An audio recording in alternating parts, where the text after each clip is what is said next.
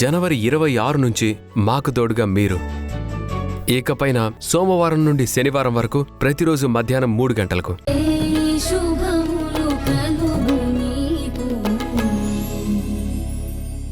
అలాంటి చోటుకు వెళ్లడం విక్కీ చేసిన తప్పు, అరెస్ట్ చేసిన వాళ్ళ తప్పు కాదు. తప్పొప్పులు తెలిసిన వాళ్ల ఇంట్లో ఉంటే దీనికి ఆ తప్పొప్పులు కంటికి కనపడేవి. ఎవరైనా తన పిల్లలకి ఏదైనా చేస్తే తప్పు, తన పిల్లలు ఎవరికేం చేసినా ఒప్పు అనుకునే అరుంధతికి కోడలైంది కదా. ఇంకా దీనికేమీ ఆ బుర్రకెక్కవు. అవును, నాకివేమీ ఎక్కవు.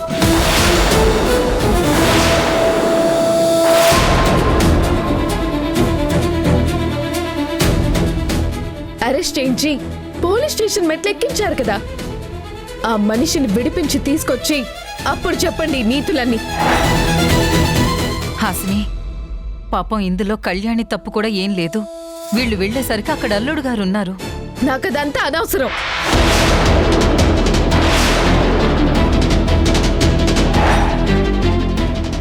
వెళ్ళి విక్కీని విడిపించి తీసుకురండి.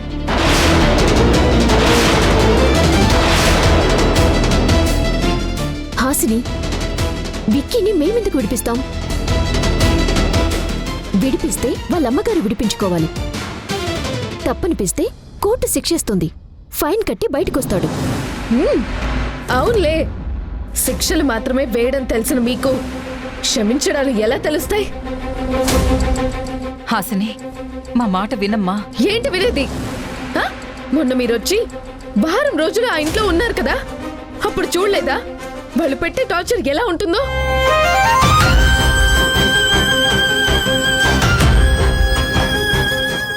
ఆ టార్చర్లోనే నేను రోజులు గడుపుతున్నాను. నేనేం అక్కడ సుఖపడిపోవట్లేదు. మీరెలా అనుకోవద్దు, నన్ను టార్చర్ పెట్టాలని చూడొద్దు. హాసిని, అరే, నువ్వు నా కడుపున పుట్టావు, మా ఇంటి వెలుగని మెరుపని గొప్పలు చెప్పుకోవడానికే గాని కొంచెం కూడా జాలి చూపించుకోవడానికి పనికిరానా నేను? అది కాదు హాసిని. ఇదిగో చూడండి, ఆ విక్కీ అసలు చాలా సెన్సిటివ్ మ్యాన్. ఏ చిన్న మాట తేడా వచ్చినా ఊరికే హర్ట్ అయిపోతాడు. మాట్లాడడం తినడం అన్ని మానేసి కూర్చుంటాడు. అలాంటిది మీరిప్పుడు ఏకంగా అరెస్ట్ చేయించారు. కోర్టుకు తీసుకెళ్లి శిక్ష వేయిస్తామంటున్నారు. అదే గాని జరిగితే అతను బ్రతకడు.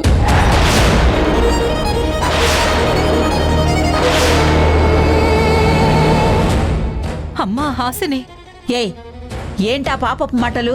మీకు అర్థం కాదు. విక్కీని విడిపించి తీసుకురాకపోతే రేపు జరగబోయేది ఇదే. ఖచ్చితంగా విక్కీ మనందరిని వదిలి వెళ్ళిపోతాడు. నేను విడోగా మిగిలిపోతాను.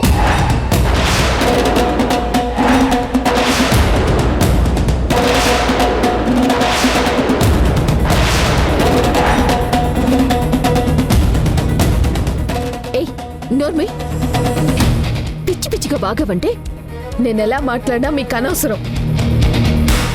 వెంటనే విక్కీ ఇంటికి రావడం అనేది నా అవసరం. విడిపించి తీసుకురావడం అనేది నీ బాధ్యత.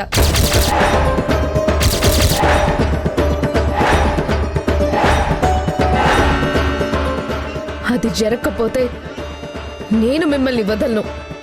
ఇదిగో ఈ ఇంటి బయటే ఇదే రోడ్డు మీద కూర్చుంటాను. తిండి నీళ్లు మానేసి మీ అందరి కళ్ళు ముందే ఆకలికి మాడి చేస్తాను. హాసిని, ఇది నేను ఊరికే చెప్పే నోటి చివరి మాటలు కావు. చాలా ఖచ్చితంగా చెప్తున్నాను, చేసి తీరుతాను. గుర్తుపెట్టుకోండి.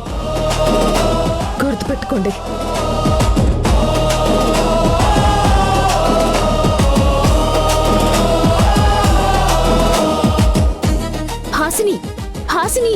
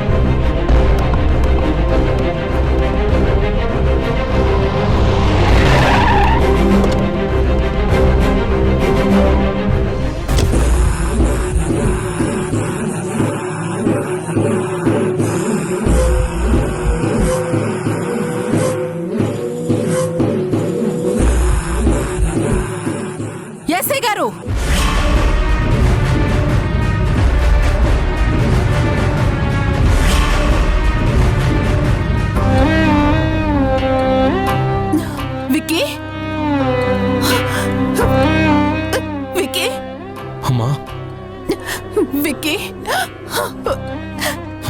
అమ్మా ఆ ఎస్ఐ కళ్యాణితో వచ్చి నన్ను అరెస్ట్ చేశాడమ్మా.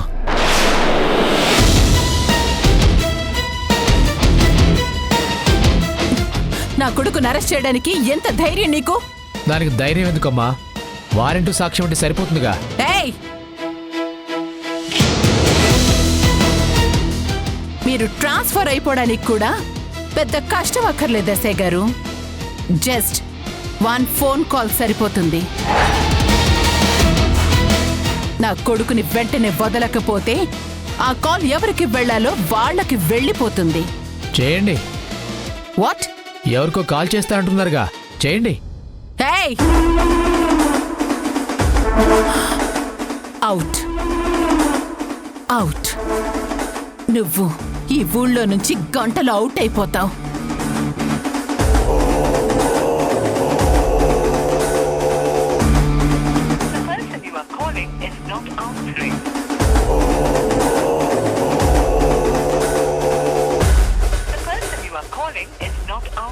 అమ్మా ఏమైందమ్మా? మినిస్టర్ గారు ఏమన్నారు? కాల్ రిసీవ్ చేసుకోవట్లేదు, కట్ చేస్తున్నారు. పండగ సీజన్ మేడం. ఈ సీజన్లో మీలాంటి వాళ్ళు చాలా మంది కాల్ చేస్తుంటారు మేడం. అందుకే వాళ్ళు ఫోన్లు పక్కన పడేస్తారు. తర్వాత 4 రోజులకి ఫోన్ చేసి సారీ మేడం, బిజీ పనుల్లో ఫోన్ పక్కన పడేసామని చెప్తారు. నా కొడుకుని వదలకపోతే తర్వాతైనా నీకు ఫారెస్ట్ ఏరియాకి ట్రాన్స్ఫర్ అవ్వక తప్పదు. మేడం, పిఎస్లోకి వచ్చి పవర్ చూపించాలనుకుంటే పనులు జరగవు మేడం, ఆగిపోతాయి. మీకులాగే మాకు ఈగోస్ ఉంటాయి కదా మేడం. ఇది గ్యాంబ్లింగ్ కేసు. మీ అబ్బాయి చేతిలో కార్డ్స్, మనీతో రెడ్ హ్యాండెడ్గా దొరికిపోయాడు. అందుకు సాక్ష్యం కూడా ఉంది. చూడండి ఎస్ఐ గారు, నా కొడుకుని ఇంకొక క్షణం కూడా ఆ సెల్ వెనకాల చూడలేను. బయటికి వదలండి, నేను బెయిల్ తీసుకొస్తాను. ఇప్పుడు పండుగ హాలిడేస్ మేడం, మీకు ఎవరు అవైలబుల్గా ఉండరు. మీరు ఏం చేయాలన్నా పండగ తర్వాతే.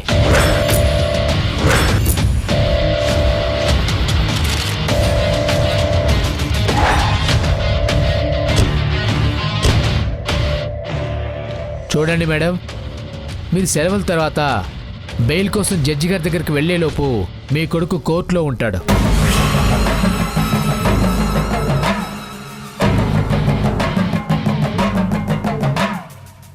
బెయిల్ ఇవ్వాల్సిన జడ్జి గారే 1 మంత్ జైలు శిక్ష వేస్తారు. No no no no. ETV ప్రేక్షకులకి నమస్కారం.